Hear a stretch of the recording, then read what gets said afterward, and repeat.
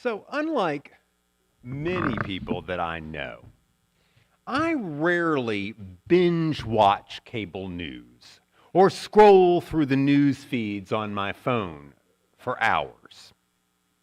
While I want to stay informed about what's going on in the world, I have learned that for my own sense of well being, it is helpful to limit my exposure to news media sometimes.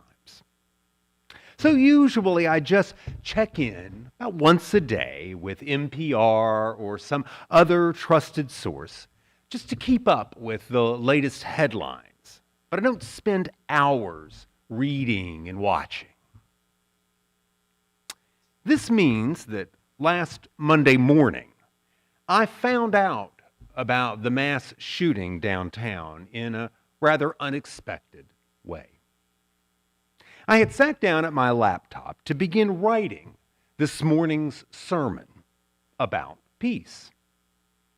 I was a little ways into the text, and I had begun to discuss how, often we see the topic of peacemaking as being about, what's happening in distant places like Ukraine or Congo or Yemen.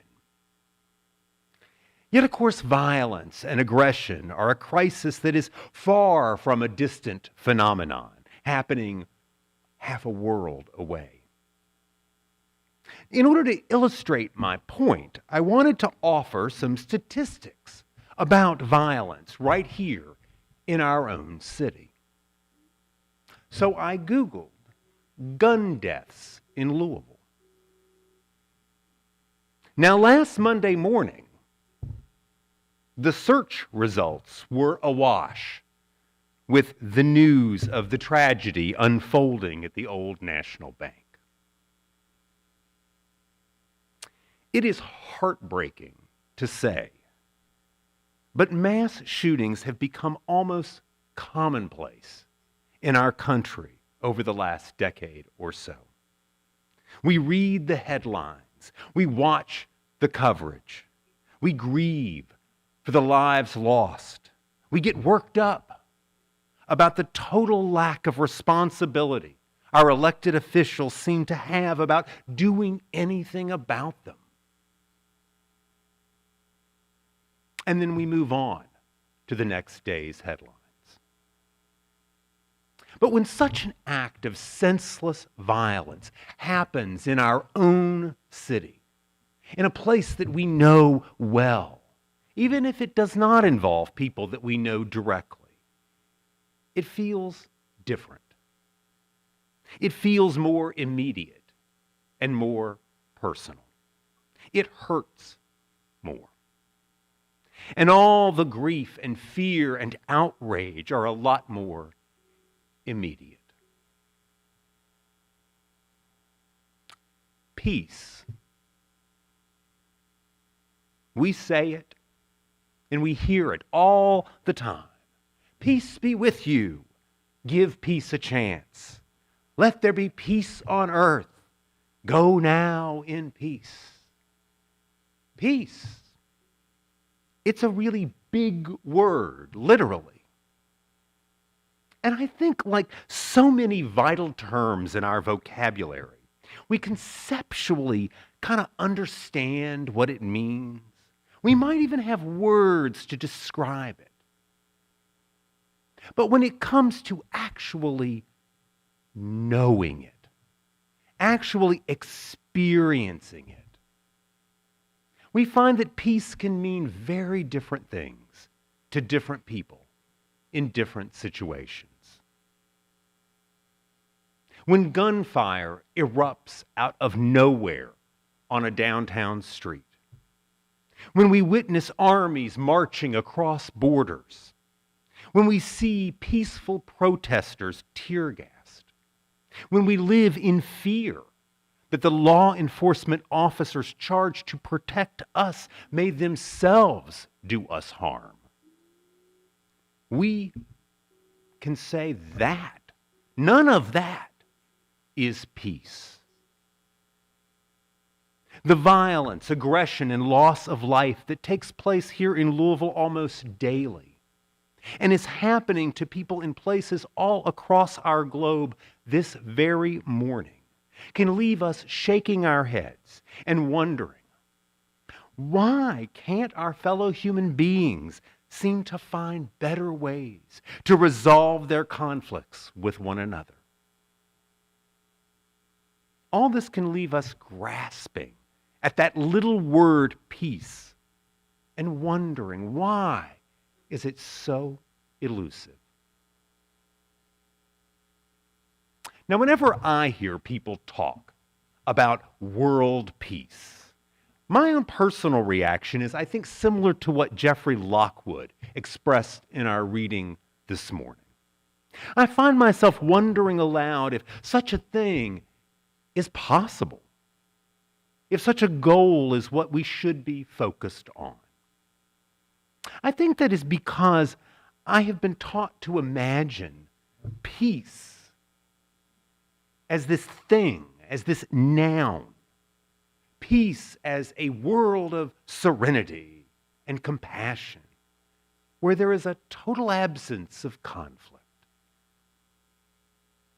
If I know anything about humanity, after my very short time here being alive myself, or after studying the long march of our shared history, it is that people cannot and do not live without conflict.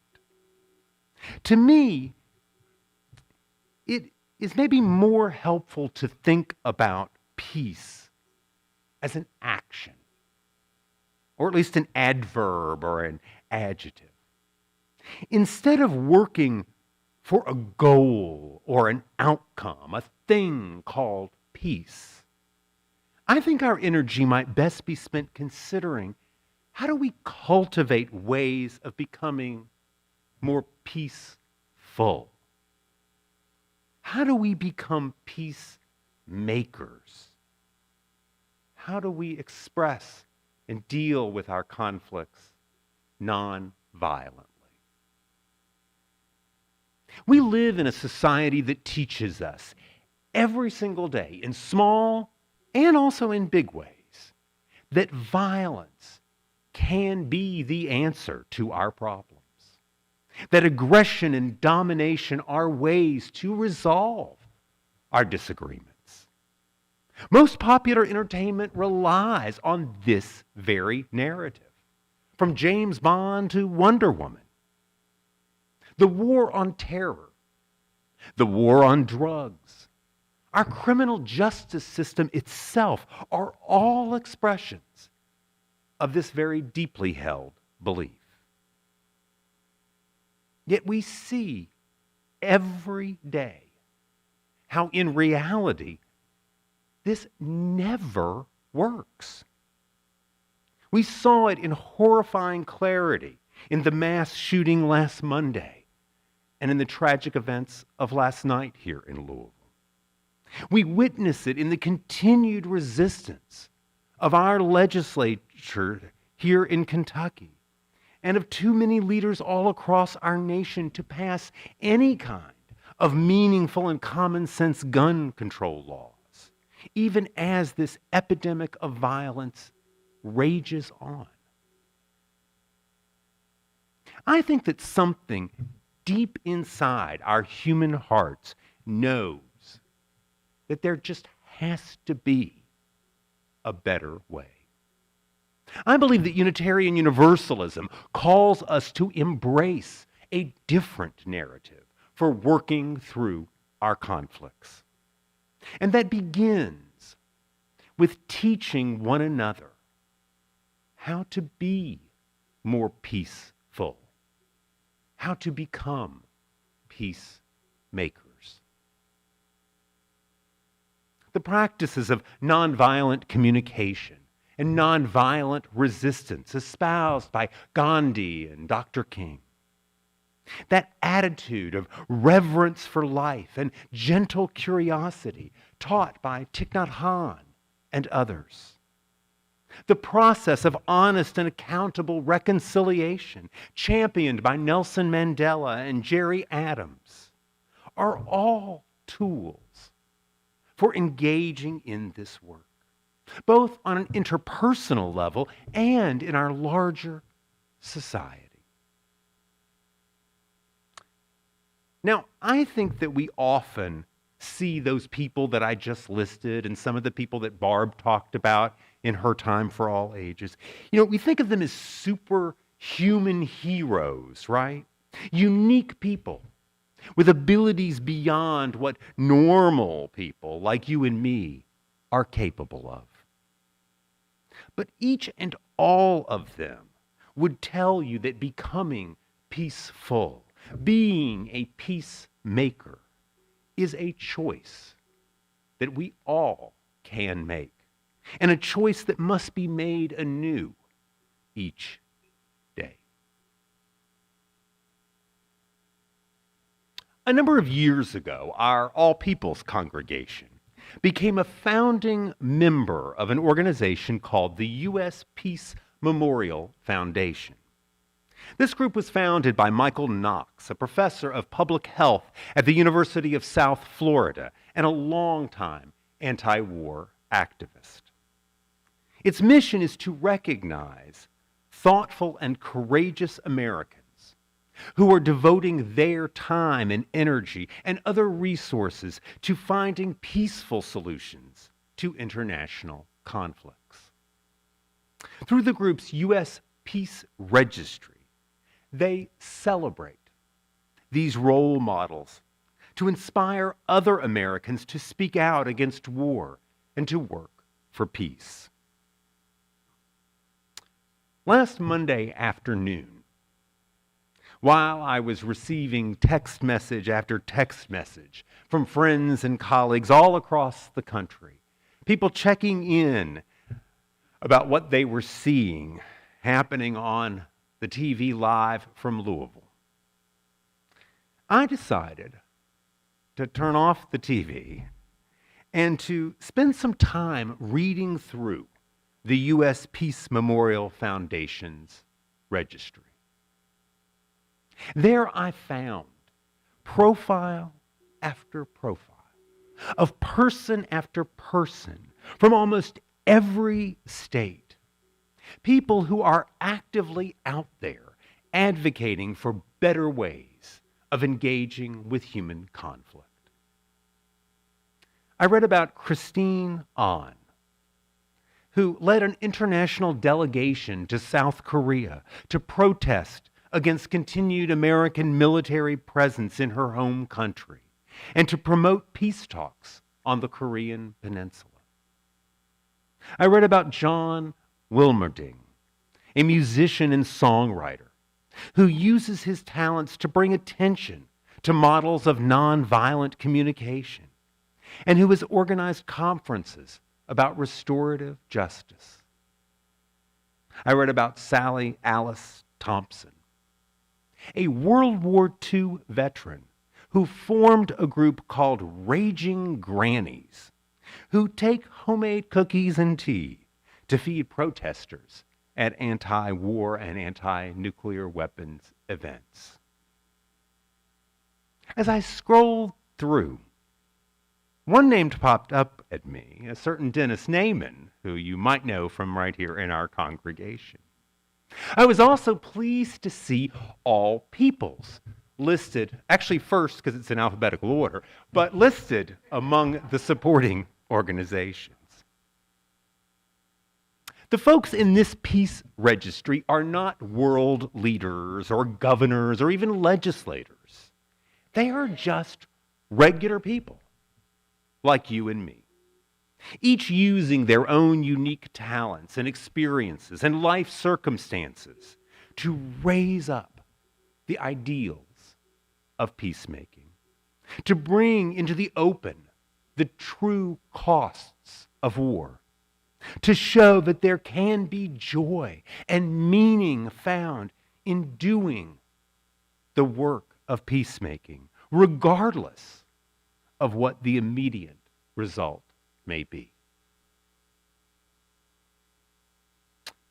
Now, none of what I was reading, none of those people changed what had happened that morning at the Old National Bank. It did not stop the grief and the sadness of senseless violence happening right here where I live.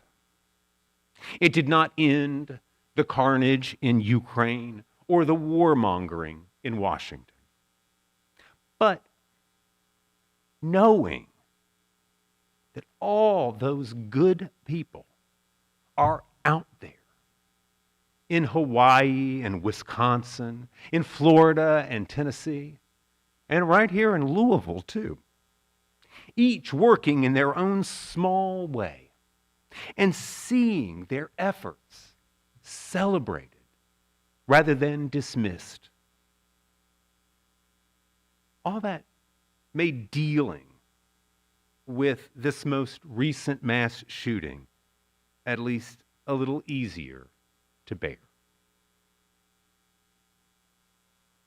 Now, I find that I am still reticent to talk about some goal called world peace, because I know that conflict is and always will be a fact of life with other human beings. Yet I have hope,